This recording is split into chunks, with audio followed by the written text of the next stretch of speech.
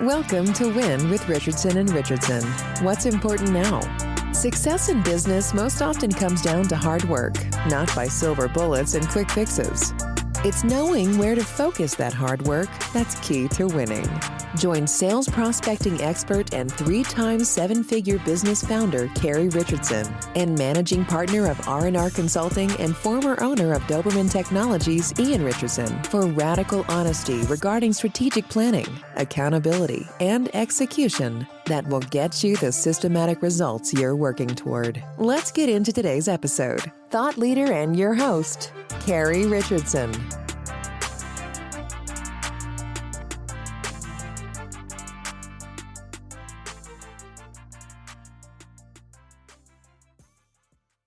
Good afternoon, everybody. My name is Carrie Richardson. I'm a partner at Richardson & Richardson, and I'm your host of Win Today. With me today is Scott Daigger, who is the CEO of Buddy Web Design and Development in Grand Rapids, Michigan. Thanks for joining us today, Scott.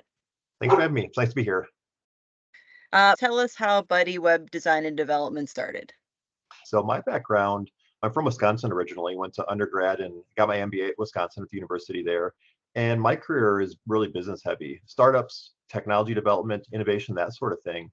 So what brought me to Grand Rapids is back in 2009, I got recruited to work for a big healthcare system here in West Michigan, and I led up their innovations program. So moved to Michigan and worked with that program and that team for almost a decade. And that was working on new med device technologies and apps and software for healthcare. We'll reach a point where what's next growth wise. And for me, where my head was, is I had a lot of experience in business leadership roles and operations and technology development. But that role at Spectrum was super niche. It wasn't like I could just go across the block and take a VP role. So my thought process was more of an IT career track. Maybe that makes the most sense to double down in some sort of technology space. And I thought, while I've got a job that's paying a salary, why don't I learn to code? I had project management and those other softer skills, but never really formally learned the coding. So I hopped on Udemy, the learning training website, and took a bunch of courses on HTML and CSS and React and Node and really nerded out with it and found I actually really liked it. The technical, more scientific side of things, but the creative outlet was really fun also, and gravitated towards web development. After about 6 months of learning, I found Upwork, the freelancing website, and just thought, why don't I give this a whirl? And was able to land a couple of projects right away. Back then, I still was learning, but because of my business background, the sales was easier than I thought it would be. I thought I was going to go into these calls and get grilled on all sorts of technical nuances and security and that kind of stuff. And really, it was just talking with business owners about what they needed, and I could translate that into a website or what they needed also. After landing a couple of gigs, it just was at a point, life-wise, work-wise, I was ready for a change, and my wife gave me the okay, so I left my job with the intent to just try freelancing. And our agreement was, if it works out, great. If not, let's get another job. And that was almost 4.5 years ago. So Buddy started out with just me, myself, and I, and has grown since. Now we've got a team of developers and designers all bring on our projects, quality assurance, project management. So it's evolved from just dabbling to an actual like real live growing business. So it's been pretty cool. What's your favorite part of running the business? You mentioned that you have an MBA. Do you consider yourself more of a business person? Are you more of a creative person, or do you enjoy the technical work? Yeah, I'd say definitely the business owner. I like having my hands on a lot of different things. I like business operations. I like doing the sales calls. I like doing the HR side of things. I like working with our developers on projects. But what I love the most is just the independence and be able to grow something. It's a team effort, and Buddy would not be anywhere near as successful as it is today without us being able to bring together a team of really talented, just good people. But being able to work in that sort of environment really is important to me, and it adds a lot of value to my life. And I think a lot of freelancers or entrepreneurs can relate to that too, where you want to be in control of your destiny and not day to day driving into the office feeling, okay, I'm investing a lot of mental energy and time to make somebody else wealthy and those sort of things too. It just grinds at you away when you've got that kind of drive to do something of your own. So when you worked with the health system previously, was that in a managerial role? Did that prepare you to manage projects and people? Yeah, that was a manager position. So I did have a team that reported to me. I've done lots of different startups, been lots of different teams, been in different leadership capacities as well too. So I think in that role, that was very healthcare specific. So joining Spectrum Health, like holy cow, that was a drink from the fire hose of just learning about, gosh, anatomy and procedures and different departments in the hospital and how it all fits together and that kind of stuff. And then actually exploring and developing technologies that could be used in that space. So that was definitely a big learning just in the healthcare industry as well, and some of the challenges and opportunities they face as well too. It was a good chance to learn a lot about technology platforms and project management tools and things like that, and a lot of those operational things, especially that we used in that role, I was able to then apply and use to kind of scale up Buddy's operations in a really efficient way. So you had some experience managing people already. It wasn't a big shock to your system to come in and now have to assign projects and roles to people. You Yeah, mentioned that you liked business development and you anticipated that it was going to be more challenging than you thought. Can you tell me what your approach is like? How do you go about finding new business for Buddy? yeah, we can talk both prospecting and then kind of sales approach too. Prospecting, we were chatting before we started the podcast recording. It's really planting a lot of seeds in different places. Where I first started was Upwork, the freelancing platform. And I've weaned off that over time. I still check it once in a while, will apply to some jobs and that sort of thing. Upwork's a great platform. I found, at least in my experience, when you're just getting started, but it is used really widely. So costs and your pricing is really under a lot of pressure because a lot of folks there, um, generalizing here, which I know isn't always correct, but my experience, it seems like really whoever's lowest cost gets an advantage. So we're no longer cheap. We aren't the most expensive, but we're more in the middle where we do good work. We offer good customer service. If you're looking for a $100 website, like that's not the best fit for us. I've used a lot of LinkedIn outreach to grow, also SEO. I'm working currently on building out some marketing infrastructure for opt-in email marketing. But really in the last year, what's been really cool is our referrals and repeat customers are really starting to blossom too. So I've been doing this for, I think, about 4.5 years now. And we're at a point where we've got enough of, I'll say, nest egg, for lack of a better term, of prior clients that now want additional work or are ready for modifications or referring a friend or colleague, where that's starting to become pretty self-sustaining of itself as well too. We've got a good clump of business there. And then those extra things, that proactive outreach, proactive marketing, are just icing on top. I'm really grateful to be at that point marketing wise right now. Are you the primary business developer, or did you find somebody that was really great at that? The timing is good for that question. Earlier on with Buddy, I had used Indeed, the jobs website, and Mhm. posted some jobs there just for freelance contractor sales help. And did find a handful of folks. Some people worked out well, some people just didn't. I don't know Indeed's algorithm or their rules for posting, but it seems like around when COVID hit, they changed their model and you had to then pay for postings. I had prior posted like just bunches of free job postings on Indeed to try to find folks, and that worked great. Then I got away from that. And now it looks like I'm able to again post stuff. So I've been back in the business of trying to find more. So I do think there's some value that, in finding some extra folks and making it a win where they can bring in leads, offer a nice commission for that. So that's one more tool and toolbox to plant seeds and build relationships. So are you working with commission-based business developers in your local area? Nationwide, actually. Fortunately, we're all remote. So all of our team members are all over the country. Probably half of our business is in Michigan, where we're based, but the other half is all over the country. So the way usually I'll structure those relationships with the contractors is, hey, like, you work whatever hours make sense for you, your time, that kind of stuff, and we'll just structure compensation. Whereas when a project comes in and closes, we'll just share the revenue. And usually we will bill our clients on like thirds. So like a third up front, a third at the midpoint, a third when it's done.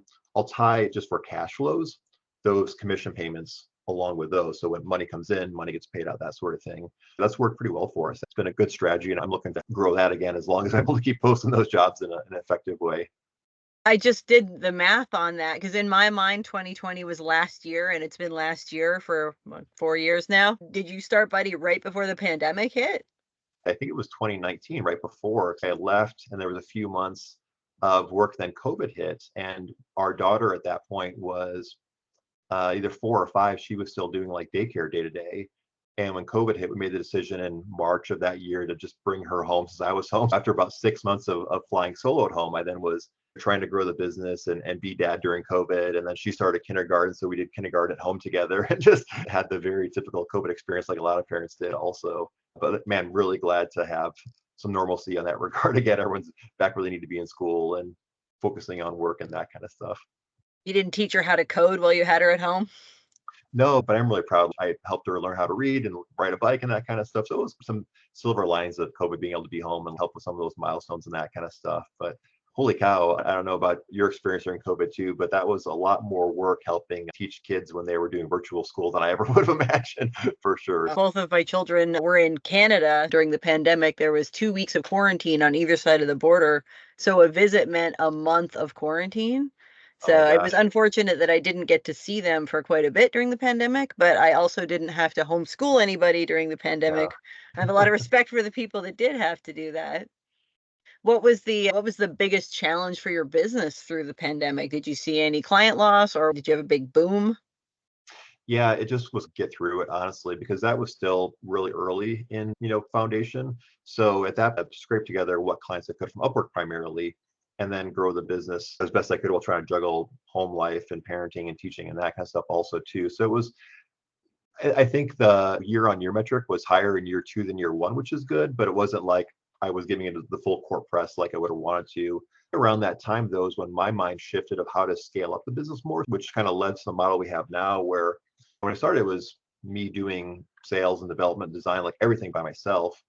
And with some limited bandwidth because of COVID, I started thinking about how do I scale this up a little bit, and thought that with my business background, that's where my strengths are. And like that's where my comfort zone is day to day in the business operations. When it comes to web design and development, I've done fine, but I haven't done this for 20 years. There are people that are just really good. I'm not to that level. So my thought was, could I focus on sales and marketing and then bring in some team members to really champion doing a great job? So I then at that point during COVID started to find designers, developers to bring in under the Buddy umbrella. And that's really been our model since, where we have a network of contractors, but we work together as a team to do what we do and offer good service. So that really was a big shift. You had mentioned that you had some experience with startups before you came to Michigan to work with the health system. Was it a huge difference between working on building someone else's business with the experience that you had and the education that you had versus applying it to your own business? Did you ever catch yourself thinking, wait a minute, I know better than this? Yeah, so I've done my own startups. Some did okay. A lot of those didn't pan out. And that's being around other entrepreneur startups. You still learn the same lessons. But I think it's always more fun when you've got skin in the game as opposed to working for somebody else. But that's just me. That's how I'm wired. I was really mindful in starting Buddy, was thinking about what's an industry where there's already demand.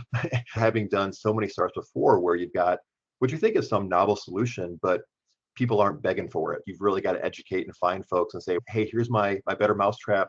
Here's why it's better. Here's why your current solution should be a pain point for you, that sort of stuff. But Buddy, like people already are looking for help with websites and design and those SEO. So it doesn't make it easy, but it makes it less hard, at least, where people get what you're offering, have value in it. So that was probably the biggest lesson of just trying to be in a space or industry or offer a service where there's already demand versus going against the flow. So a lower education cycle. Do you work with businesses that are starting up that don't have a web presence at all? Or are you more inclined to work with organizations where they're, let's say, growing up or growing into a more robust requirement for their web presence? More the latter nowadays. When I first started, our projects were pretty small budget wise, usually folks that were just getting their first website, kind of like the I need something. It doesn't have to be fancy, but just like I need a site. Now, when we are working with entrepreneurs or new businesses, usually they have more of an established budget where they're like, okay, we are a new business, but like we need a good site out of the gate. And we know that's not the $100 website. So those are maybe a quarter of our clients, but probably three-quarters are more established businesses. They're local businesses. They've been around for a lot of years. They've got clients, they've got revenue, they've got a budget for marketing, but not their own internal web team. Those are the businesses that are usually more our clients and our bread and butter. What do you see happening in the next 5 years with AI? Yeah. What is going to happen with your industry as AI evolves and develops and becomes more dominant?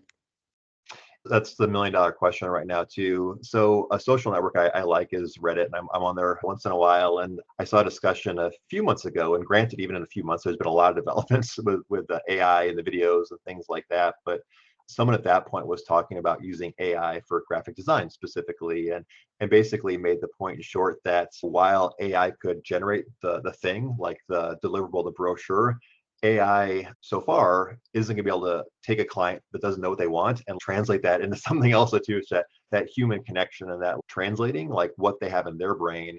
Maybe at some point we'll close that gap and get closer there too, I think, from my reference points. And I am no way going to say I'm an AI visionary expert, those sort of things. It seems like what we're seeing so far is like content generation, AI suggesting page titles or paragraphs. So there are more templates and tools that will give you a layout. But it seems like even with those tools, there will still be a need, at least in the short term, for what I'll call translators, for lack of a better term, of translating what a client says they want versus what actually makes sense. Even in sales conversations, there are so many levers to pull as far as what someone might have in their mind for the website versus what makes sense budget wise. And how do you close that gap? If you're saying, hey, I'm thinking of a 20-page website and my budget is $1,000, like that's probably not going to happen. So where can you shift and consolidate and that kind of stuff or phase things out?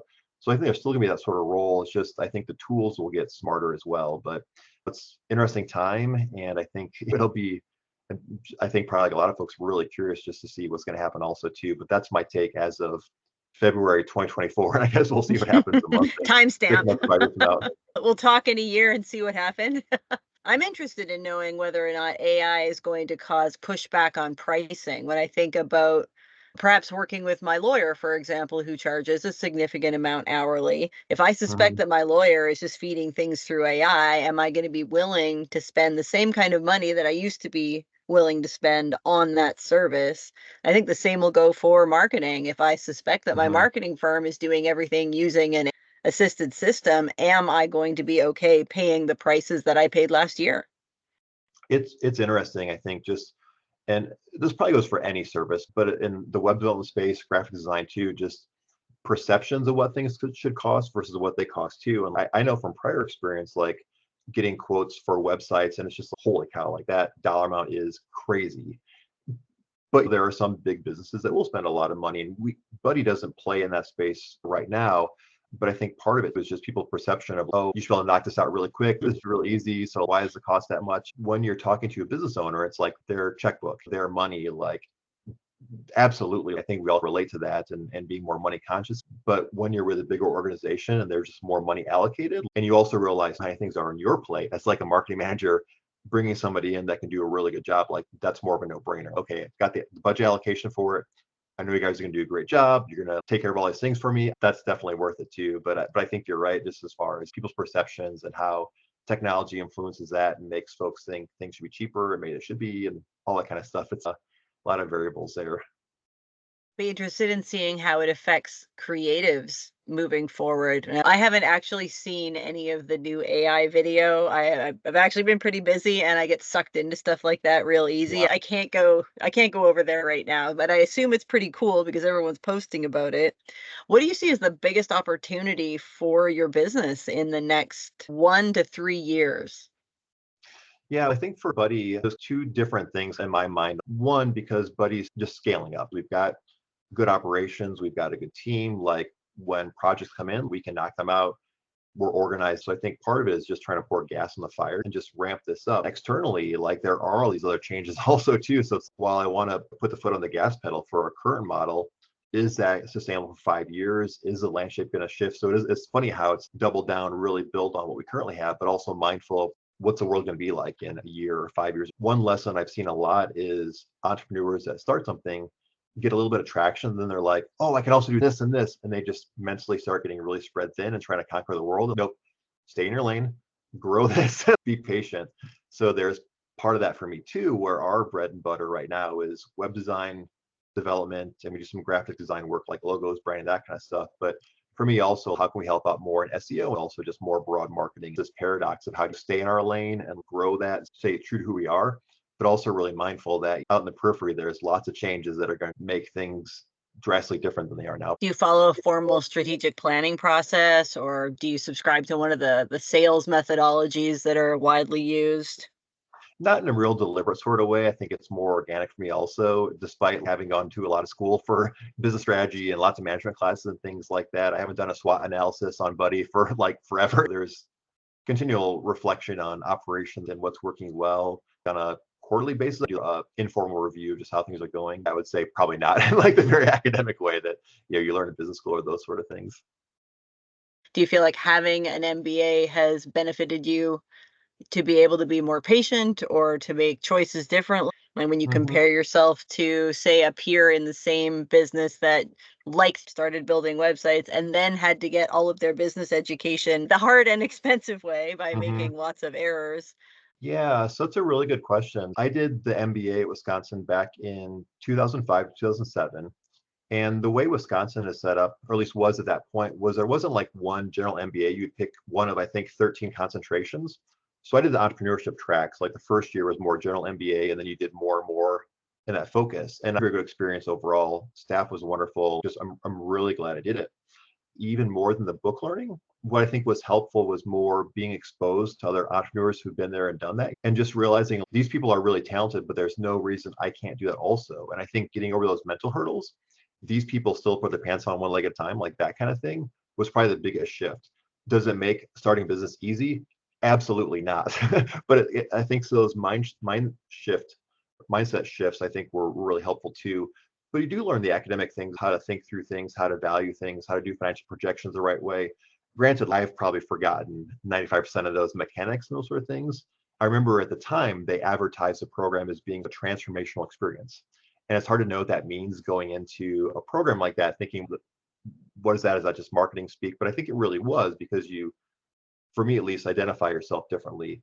So it's funny, like having that MBA, I can play that card if I need to, if it's important to be like, I've got an MBA. But day to day, it's more making good decisions, being mindful of cash flows. That's a huge thing. Building relationships, being a good partner, under promising, over delivering, like those sort of things. You learn from being around and molding your values, but I wouldn't attribute that to book learning per se, if that makes sense. That's a tactful but like accurate answer. Mhm. Now, I'm always curious about that. I didn't go to school at all, so I didn't have a lot of basis on which to grow my business other than like one of those, what the hell am I going to do now kind of stories. So, Yeah. And it's interesting to think about now too, like just with virtual schools and that kind of stuff. And I, despite having gone to school formally for business, like I learned a lot of tech stuff through Udemy over the last few years, and that cost me like $200 for a bunch of courses.